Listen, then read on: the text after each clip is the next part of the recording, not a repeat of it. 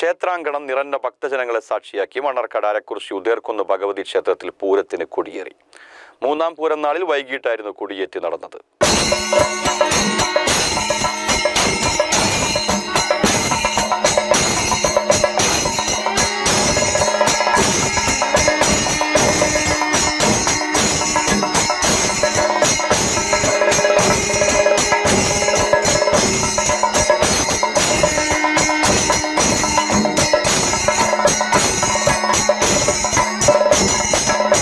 താന്ത്രിക ചടങ്ങുകൾക്ക് തന്ത്രി പന്തലക്കോടത്ത് ശങ്കരനാരായണൻ നമ്പൂതിരി, മേൽശാന്തി ശ്രേയസ് എമ്പ്രാന്തിരി എന്നിവർ കാർമ്മികത്വം വഹിച്ചു.